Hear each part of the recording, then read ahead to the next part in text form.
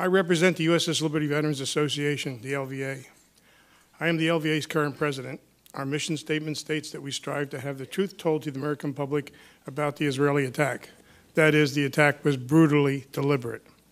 Personally, I've been to over 45 countries in my life travels, and it does not get any better than the United States for a system of government. Ergo, my love for country and the Liberty incident has opened my eyes. Our Creator gave our founding fathers the grace to create the most humane form of governing and is threatened from within. I have taken an oath to defend the Constitution of the United States, and no one has told me to stand down.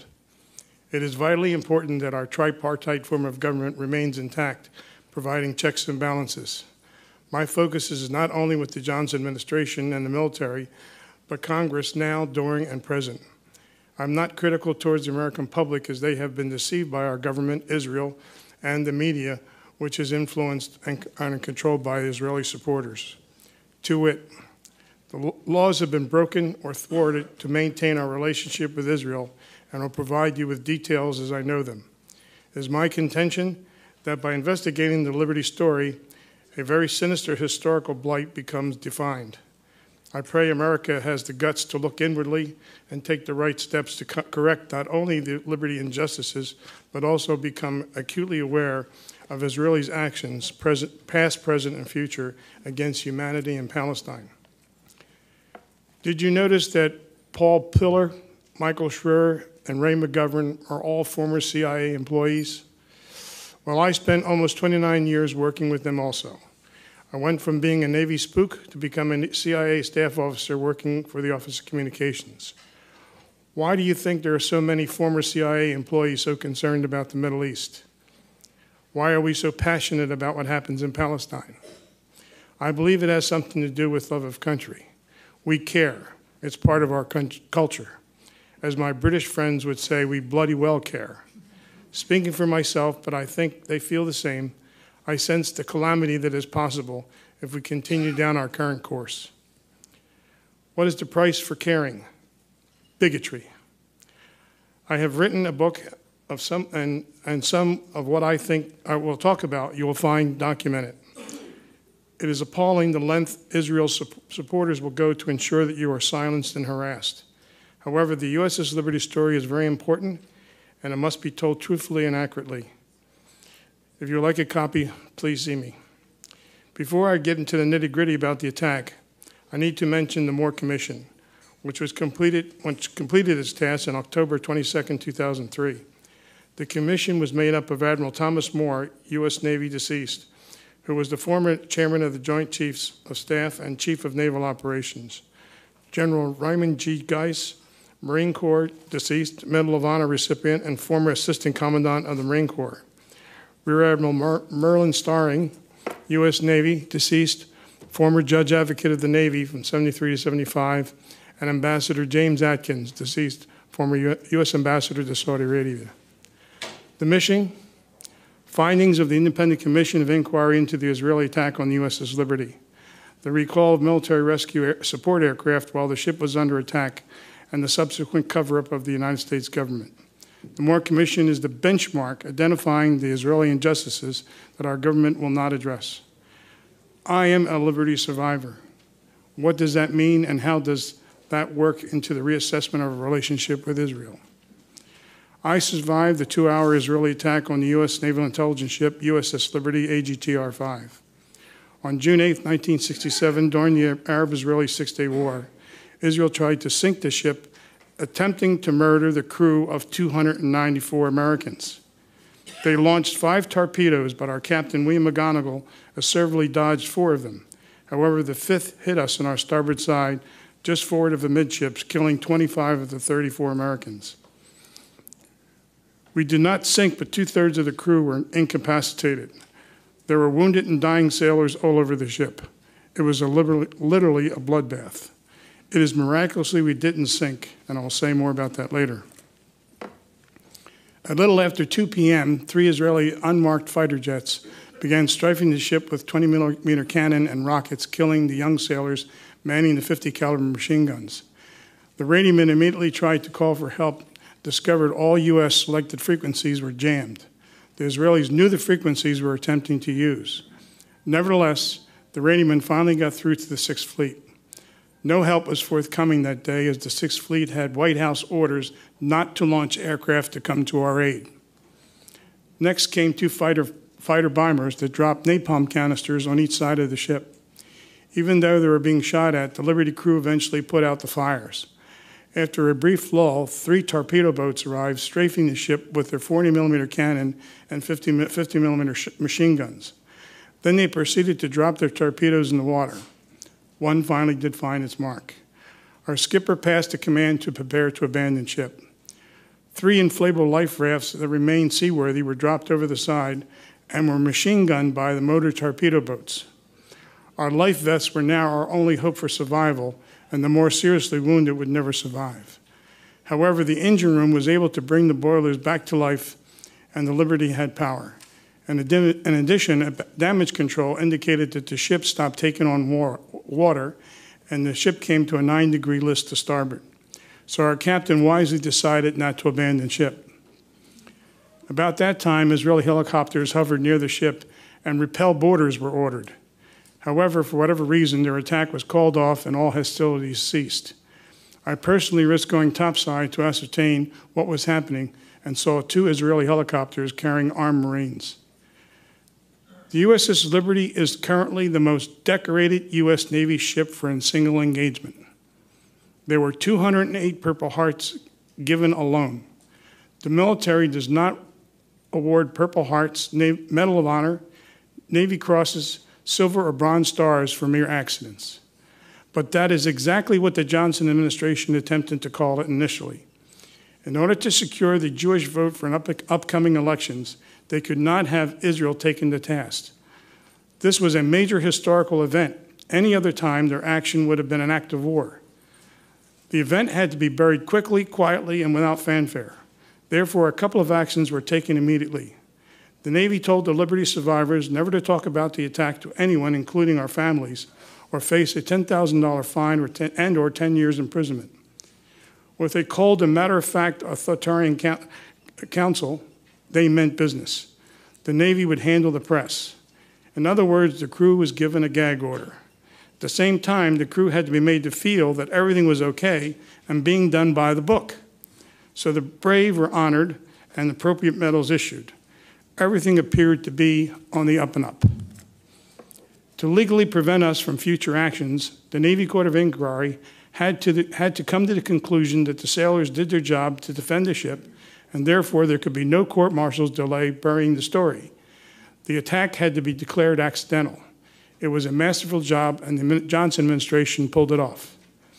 So the White House ordered the court to come to that conclusion, as indicated by the Navy lawyer of the court, Captain Ward Boston, deceased. Before he died, he gave us a sworn affidavit stating that Admiral Kidd and others deliberately ignored the crew's testimony and falsified the evidence. He was also videotaped giving details for this affidavit. In private conversations between Boston and Kidd, they knew the attack was deliberate and stated in the affidavit. They were good Navy officers and kept their secret until 2003. Why is this so important? This is obstruction of justice at the highest level. Let that sink in. I'll say it again. It's obstruction of justice at the highest level. That is, when the crew gave their testimony to the court, they testified the Israelis machine gunned our life rafts and shot at firefighters and stretcher bearers. They are all war crimes. We assumed their testimony and official logbook data were acquired. No. They were eliminated. Whatever happened to the Uniform Code of Military Justice that all American military were sworn to observe? Now let's fast forward to June 2005. The Bush administration was concerned that war crimes were being committed during the Iraqi war. In order to be non-intimidating, the Pentagon indicated that if anyone witnessed a war crime, a system was created within the Department of the Army to expedite all war crime reports. Therefore, on June 8, 2005, the LVA filed a war crimes report with the Pentagon, and guess what? Nothing happened. We were devastated and appalled as we did everything by the book. We were informed that the 67 Navy Court of Inquiry had already investigated the incident and no action was required. If you write your congressman today, you'll get the same answer. In other words, the 67 Navy Court of Inquiry forms the official basis to explain the attack. The Liberty crew had been slam dunked. Why would the White House do this to the crew? On one hand, exemplified themselves militarily, but on the other hand, had to be contained and diminished. Israel. For example, our skipper, Captain William McGonigal, was awarded the Medal of Honor, not by President Johnson at the White House, which is the custom, but at a low-level ceremony at the Washington Navy Yard by the Secretary of the Navy. No press was invited. Are you starting to get the picture? We now know the order came from Mayush Dayan. We have declassified CIA cable exposing his order. One of the generals in the room that morning explained, "This is pure murder." But they went ahead as the order came from the defense minister until an IDF Navy admiral later gave the order to stop the attack as the ship refused to sink. You see, their war plans included taking Syrian territory, the Golan Heights. By June 8th, the IDF had taken out the air forces of Jordan, Egypt, and Syria, captured the West Bank, East Jerusalem, Gaza, and the Sinai, but not the Golan Heights. In the meantime, the Soviets were going crazy as Egypt and Syria were their client states and Israel was kicking their behinds. The Soviet Prime Minister Brezhnev indicated to Johnson that they were ready to enter the war with paratroopers at the ready, and worse if Israel did not stop acquiring their client's land. So Johnson passed that concern back to Israel, insisting that they come to the peace table, ending hostilities. We certainly did not want the Soviets involved. However, Dayan was not finished yet, and the Liberty could be intercepting Israeli military communications, moving troops out of the Sinai to the Syrian border. Secrecy was essential, and he was concerned our intelligence would be shared with our allies friendly to Egypt, and therefore, if found out, Egypt could counterattack and take back the Sinai. In the eyes of the Liberty, in his eyes, the Liberty had to be taken out in order to take the Golan Heights. Going against American guidance on June 9th, Israel took the Golan Heights. We have learned that the Soviet Union was ready to use military force and nuclear weapons had Israel made an attempt to invade Cairo and or Damascus. My point is a belligerent Israel important enough to risk American cities being annihilated by Arab nuclear weapons today? No. A belligerent Israel is not worth it. It is only a matter of time that fanatical Islamics will have nuclear weapons. It may not necessarily be Iran. What if nuclear Pakistan falls into the hands of fanatical Islamics over injustices in Palestine? Fanatical Islamics are not stupid and are analyzing everything we do in the Middle East.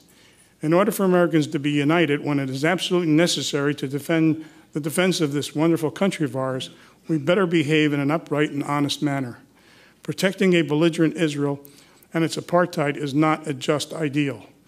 Why can't Congress understand Israel does not want peace in Palestine? Isn't it obvious? Okay, then, and who is responsible for the dangerous track we are currently traveling? In my opinion, Congress, the mouthpiece of the American public. With that said, our Constitution, thank you. With that said, our Constitution states in Article 1, Section 8, that Congress shall investigate all American Navy ships attacked on high seas during peacetime. When the Constitution was written, piracy was a concern. History indicates they have done so for every incident except one, the USS Liberty. Liberty crew, as well as the Liberty supporters, have written and had one-to-one conversation with congressmen about providing justice, not only to the crew, but more importantly, the 34 who were killed in action. For almost 47 years, their response has been empty and dismal. So why is this important? Because our system of checks and balances, an objective and independent Congress, might not come to the same conclusion as the military, which comes under the executive branch, especially if the commander and chief wanted to create a war-like situation or dodge a situation that warrants a military or diplomatic response. The military does not disobey orders from the president. If the president's political controls both houses, then Congress can stand down if so directed. How did our Congress get this way? What happened to our sense of values? I can tell you from negative congressional replies we have received over the years that without the crew's testimony under oath, Pertinent information has been buried or destroyed that would prevent an objective and independent investigation. The Liberty crew is not getting any younger, but our memories are clear and honest. Our collective families taught us to be that way, and that is why some of us were selected to serve in the Naval Security Group. During the interim, the Liberty crew are called anti-Semitic, conspiracy theorists, and worse by Israeli supporters because we refuse to lie about the attack. The Navy League and the American Legion have indicated they favor support for Israel by discriminating against Liberty crew. The bottom line is because of Congress's lack of backbone to investigate the Liberty incident bolsters the bigotry we suffer. I hope I've convinced you that the Liberty story is vitally important, but if not, I want to leave you with a thought. I have stated before that all Navy accounts, the Liberty should have sunk with all hands lost. The torpedo hull alone was 35 by 40 feet, and most of it was below the waterline. The torpedo hit the ship at the only place that would not break apart or explode our boilers. Even with the power of Washington, James Ernest, our division officer, had the courage to write a book and get it published in 1979, despite the Navy's gag order. Do you think that some of the Pentagon knew the Liberty crew was getting shafted and wanted to do the right thing? In conclusion, I must end this with a spiritual note. I have prayed about the attack, and the guidance he provided me is clear realization how important the Liberty story is to our nation, especially since Israel does not want peace. There are 34 Liberty souls who are screaming for justice, not only for them, but also the American public who are being duped today. For their sake, please become aware that most congressmen are reluctant to do anything negative against Israel or have a firm belief that Israel comes first. Americans must take Congress back to objectively do the right thing all the time for America and humanity. For the sake of our grandkids and the pre-67 America we knew, I pray your effort is successful. God bless America.